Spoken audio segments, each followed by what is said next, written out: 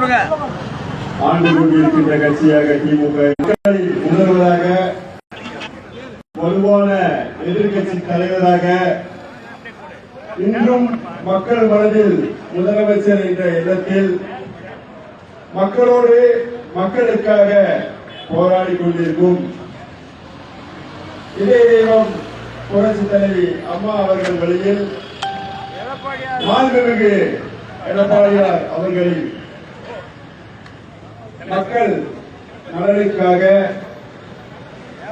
எவ்விதமான அடக்குமுறைகளாக இருந்தாலும் அதை துணை தெரிவோம் மக்களுக்காக என்று இன்று திருப்பூர் மாநகராட்சியை ஸ்தம்பிக்க வைத்துள்ள பெருமதிப்பும் மரியாதை மிக்க மாமன்ற உறுப்பினர்கள் அனைவருக்கும் நான் சார்ந்த மக்கள் ஜனநாயக முன்னேற்ற கழகம் சார்பில் வாழ்த்துக்களை தெரிவித்துக் கொள்கிறோம். இந்த மாபெரும் உண்ணாவிரத போராட்டத்திற்கு தலைமையேற்று நடத்தி கொண்டிருக்கும் முன்னாள் துணை சபாநாயகர் திருப்பூர் மாநகர் மாவட்ட கழக செயலாளர் ஐயா ஜெயராமன் அவர்களுக்கும் எங்களுடைய வாழ்த்துக்களை தெரிவித்துக் கொள்கிறேன். இந்த மாநகராட்சியினுடைய எதிர்கட்சி தலைவர் அண்ணன் திரு அன்பகன் திருப்பதி அவர்களே, மாநகராட்சி எதிர்கட்சி கொறடா அண்ணன் திரு கண்ணப்பன் அவர்களே, வடக்கு சட்டமன்ற உறுப்பினர் அண்ணன் மாண்புமிகு விஜயகுமார் அவர்களே, தெற்கு முன்னாள் சட்டமன்ற உறுப்பினர் அண்ணன் திரு குணசேகரன் அவர்களே, பல்லடம் சட்டமன்ற உறுப்பினர் அண்ணன் எம்.எஸ். ஆனந்தன் அவர்களே மற்றும் மாண்புமிகு அண்ணன்களே, முன்னாள் அமைச்சர்களே, உங்கள் அனைவருக்கும் எனது வாழ்த்துக்களையும் வணக்கங்களையும் தெரிவித்துக் கொள்கிறேன். திருப்பூர் மாநகராட்சியில் வரி உயர்வு என்று எந்த ஒரு கருத்தில் இந்த மேயர் அதனை அரங்கேற்றினார் என்பது மிகவும் வியப்பாக உள்ளது. காரணம், இந்த மாநகரத்தின் மேயர் அவர்கள் பொறுப்பேற்ற போது அவர் மாற்று கட்சியாக இருந்தாலும் ஒரு படித்தவர், ஒரு பண்பாளர், ஒரு உலகளாவிய அரசியலை படித்தவர் என்று நாம் நினைத்தோம். திமுகவினுடைய 2021 தேர்தல் கொள்கையில் திருப்பூரினுடைய நூல் விலைகளை கட்டுப்படுத்துவோம், தொழில் வளத்தை காப்போம் என்று சொன்னார்கள். ஆனால் இன்று நூல் விலை எப்படி உள்ளது, தொழில் வளம் எப்படி உள்ளது என்று இந்த நேரத்தில் நாம் சிந்திக்க கடமைப்பட்டுள்ளோம். பகுத்தறிவு, சுயமரியாதை இவற்றையெல்லாம் பேசக்கூடிய மாண்புமிகு வணக்கத்திற்குரிய மேயர் அவர்கள் இந்த வரி உயர்வை மத்திய அரசு வற்புறுத்தியதால் நாங்கள் ஏற்றினோம் என்று சொல்கிறார்கள். மத்திய அரசு இது மட்டும்தான் வற்புறுத்தியதா? நீட் தேர்வை வற்புறுத்தியது, புதிய கல்விக் கொள்கையை வற்புறுத்தியது, ஹிந்தி திணிப்பை வற்புறுத்தியது. இவற்றையெல்லாம் நாம் மக்கள் நலனுக்காக எதிர்க்கிறோம் என்று சொன்ன நீங்கள் வருவாயிற்காக மட்டும் இந்த மத்திய அரசு வற்புறுத்தியதை நாங்கள் ஏற்கிறோம் என்று சொன்னால் இது எவ்வளவு பெரிய ஒரு அயோக்கியத்தனம் என்பதை நாம் முதலில் புரிந்து கொள்ள வேண்டும். ஒரு காலத்தில் இந்த திருப்பூர் எப்படிப்பட்ட ஊராக இருந்தது? ஒரு ஆர்ப்பாட்டம் போராட்டத்திற்கு கூட மக்கள் வர முடியாத ஒரு சூழ்நிலை.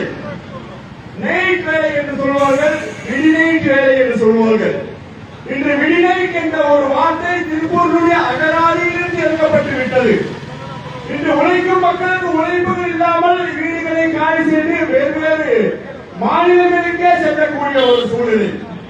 ஒரு காலத்தில் இந்த திருப்பூருக்கு வரும் தொழிலாளர்கள் இரவு பகலாக உழைத்து முன்னேறி அவர்கள் என்ன செய்வார்கள்? அடுத்தடுத்து அவர்களுடைய வாழ்க்கையில் பரிணாம வளர்ச்சி அடைவார்கள். எப்படி அடைவார்கள்? ஒரு தொழிலாளி கான்ட்ராக்டராக மாறுவான். ஒரு கான்ட்ராக்டர் ஒரு சின்ன செக்ஷன் வைப்பான்.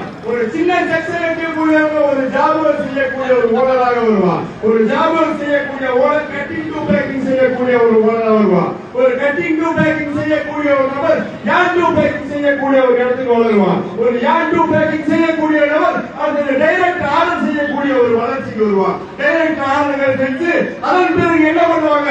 அவர்கள் எல்லாம் வந்து சொந்த கட்டடங்கள் வாங்கி அதை வாடகைக்கு விட்டு அதிலும் அவர்களுடைய வணிகத்தை பெருக்கக்கூடிய ஒரு சூழ்நிலைக்கு வருவாங்க.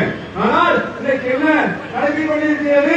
இந்த வரி உயர்வை உயர்த்தி கொண்டிருக்கின்ற வடக்கத்திற்குரிய மேயர் அவர்களே, சிந்தித்து பாருங்கள். திருப்பூரில் எத்தனை கட்டிடங்கள் விற்பனைக்கு உள்ளது, எத்தனை வீடுகள் விற்பனைக்கு உள்ளது.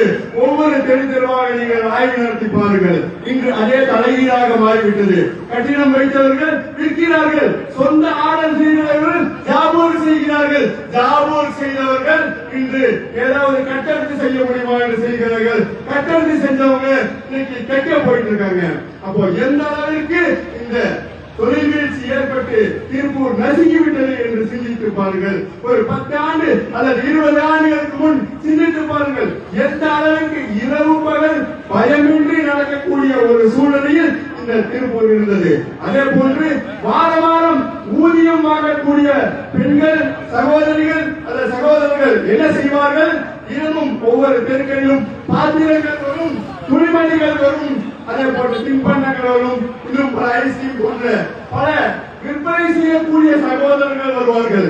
ஆனால் இன்னைக்கு என்ன நடக்கிறது? ஒரு காலம் சிந்தித்து பாருங்கள் மக்களே. தினமும் காலை கதவை திறந்தால் எல்என்டி கார வசூலுக்கு வரான், ஈகுடாஸ் கார வசூலுக்கு வரான், ஐடிஎஃப்சி கார வசூலுக்கு வரான். வாரம் உழைக்கக்கூடிய அந்த பணத்தை கவனை செலுத்தக்கூடிய ஒரு சூழ்நிலைக்கு, ஒரு அவலத்திற்கு இன்று மக்கள் தள்ளிவிட்டார்கள். ஒரு காலத்தில் சம்பாதிக்கக்கூடிய பொருட்களை வைத்து சீட்டு போட்டு அல்லது அடுக்கடுத்து சேமித்து வைத்து மக்கள் உயர்ந்த காலங்கள் மாறி இன்றைக்கு என்ன நடந்து கொண்டிருக்கிறது? இதுவும் கவலை கட்ட பயந்து, அதுவும் குறிப்பாக பெண்களை குறிவைத்து, இன்னும் சொல்ல வேண்டும் என்றால் திமுகவினுடைய பினாமி கம்பெனிகள் எல்லாம் பைனான்ஸ் செய்வதாக கூறப்படுகிறது. அவர்கள் என்ன செய்துவிட்டார்கள்?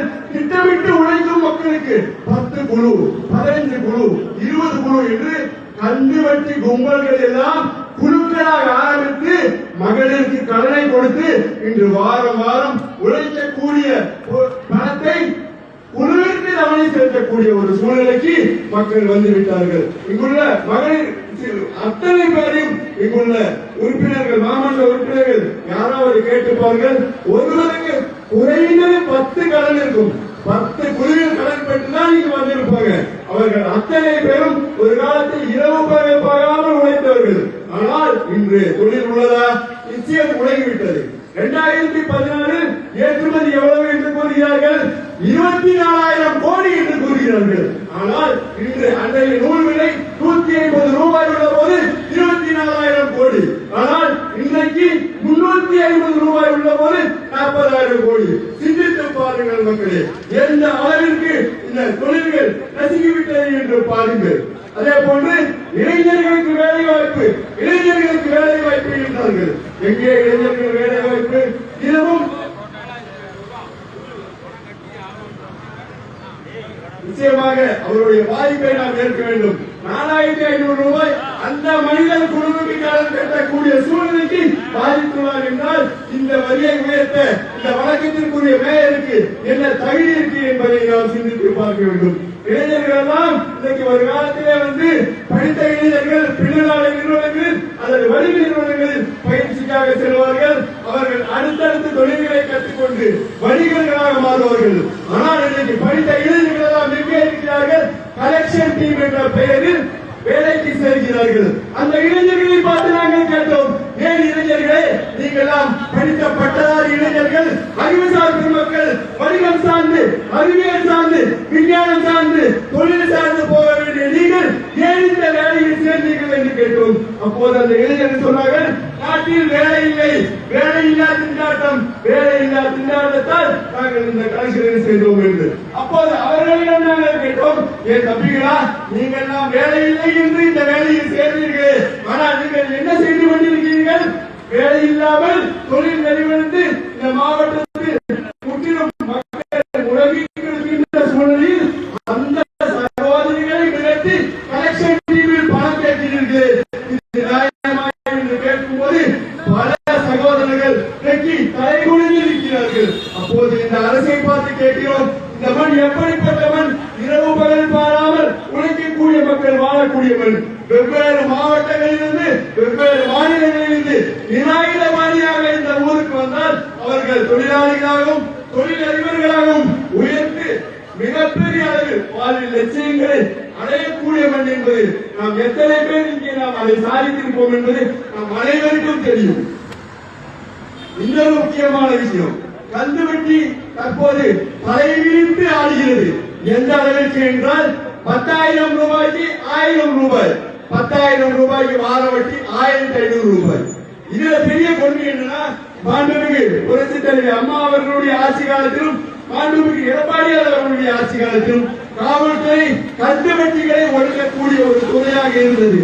ஆனால் இன்றைய தினம் கந்துவட்டி தொடர்பான பிரச்சனை காவல் நிலையங்களுக்கு போகும்போது சில காவல்துறை அதிகாரிகள் கேட்கிறார்கள், பணம் வாங்கினால் கட்டித்தானே ஆக வேண்டும். இல்ல சார், கந்துவட்டி கூடுதல், கந்துவட்டின்னு தெரிஞ்சுதானே வாங்கினேன் அப்படின்னா கட்டித்தானே ஆகணும் சொல்றாங்க. அப்படி பார்த்தால் இந்த நாடு எதை நோக்கி சென்று கொண்டிருக்கிறது என்பதை பாருங்கள். உழைப்பில்லை, பிழைப்பில்லை, வர்த்தகமில்லை, வணிகமில்லை, இதெல்லாம் இல்லாமல் மக்கள் தவித்து கொண்டிருக்கும் சூழ்நிலையில் ஒரு காலத்தில் கந்துவட்டிக்கு வாங்கியவர்கள் கூட முன்னேறினார்கள். ஆனால் இன்றைய நிலையில பெரிய பெரிய தொழிலதிபர்கள் கூட இன்றைக்கு கந்துவட்டிக்கும் பேங்க் லோனுக்கும் வாங்கிக் கொண்டு அவர்களுடைய வாழ்க்கை முடிந்து விட்டது. ஒரு மாத காலம் தவணை செலுத்தவில்லை என்றால் ஒரு மாத காலம் அத்தனை தங்களுடைய டாக்குமெண்டை கொடுத்து வீட்டு கடனிலிருந்து வாகன கடன் வரை பெற்ற மக்கள் ஒரு மாத காலம் தவணை செலுத்தவில்லை என்றால் இன்றைக்கு சட்டவிரோதமாக ரவுடிகள் மக்களை மிரட்டி அந்த வாகனத்தையும் அந்த வீட்டையும் அபகரிக்கிறார்கள் என்றால் இந்த நாட்டை ஆட்சி செய்வது சரியா தவறா என்பதை நாம் மக்களின் பார்வைக்கே விட்டு விடுவோம்.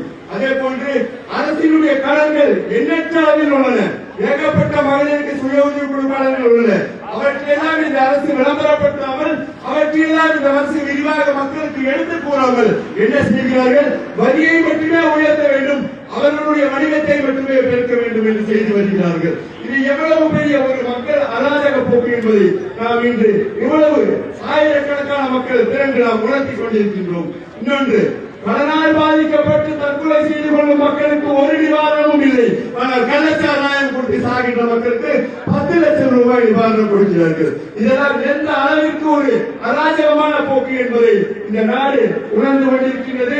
மக்கள் ஏற்கனவே நமக்கு முன்னே பேசிய மாண்புமிகு அண்ணன் சொன்னது போன்று எதற்காக இந்த அரசுக்கு ஓட்டு போட்டோம் என்று சிந்தித்துக் கொண்டிருக்கும் காலம் வந்துவிட்டது. நாம் எல்லாம் ஒன்றை செய்ய வேண்டும். இன்றைய தேதியிலிருந்து இங்குள்ள அனைவரும் நாம் ஒரு கருத்தை எடுத்து பயணிக்க வேண்டும். ஓங்கி அடிப்போம், ஒற்றை விரலால் ஓங்கி அடிப்போம், நெட்டை இடிக்க வாக்களிப்போம் என்பதை இன்று முதலே தொடங்க வேண்டும். நாம் இன்னும் காலங்கள் இருக்கு என்று வைப்படக்கூடாது. மக்களை திரட்டி மக்களுக்கான ஆயிரக்கணக்கான பிரச்சனைகளை நாம் எடுத்து பயணிக்க வேண்டும். அதே போன்று இங்குள்ள ஒவ்வொரு மாமன்ற உறுப்பினர்களையும் நான் கேட்டுக்கொள்கிறேன். உங்கள் வார்டில் பல சகோதரர்கள் இந்த மைக்ரோ பினான்ஸ் குழு என்ற பிரச்சனைகளால் கடன் கட்ட முடியாமல் கூலி குறுகியிருக்கிறார்கள். அவர்களிடம் 10 குழு 20 குழு என்று திரிந்து விட்டார்கள். இனிமேல் அவர்கள் கடன் வாங்குவதற்கு அவர்களால் கட்ட முடியாமல் தவிக்கிறார்கள். கட்ட முடியவில்லை என்றால் சட்டப்பூர்வமாக நம்பிக்கையும் யாருக்கும் எந்த கருத்தும் இல்லை. ஆனால் இன்றைய சூழ்நிலைகளில் சட்டவிரோதமாக ஒவ்வொரு தெருக்களிலும் மக்களை மிரட்டுகிறார்கள். இதையெல்லாம் மாவட்ட உறுப்பினர்கள் தயவு செய்து இதை அடக்க வேண்டும். சட்டப்பூர்வம் மட்டுமே உங்கள் தெருக்களுக்குள் ஒருத்தர் வசூல் செய்ய முடியும் என்ற சூழ்நிலையை உருவாக்க வேண்டும். நேரத்தின் அருமை கருதி இவற்றையெல்லாம் முழுவதிலிருந்து மக்களை காப்பாற்றி செழிப்போடு வாழ வைக்க 2026 அனைத்து இந்திய அண்ணா திராவிட முன்னேற்ற கழகத்தின் பொதுச் செயலாளர் மாண்புமிகு புரட்சி தலைவர் பலம் வாய்ந்த எதிர்க்கட்சி தலைவர் அவர்களை முதல்வராக்குவோம் என்ற சூழ்நிலையோடு விடைபெறுகிறேன். நன்றி, வணக்கம். சேனலை ஷேர் பண்ணுங்க, லைக் பண்ணுங்க, சப்ஸ்கிரைப் பண்ணுங்க. ஃபைனலா அந்த மணி அடிக்கிறது மட்டும் மறந்துடாதீங்க.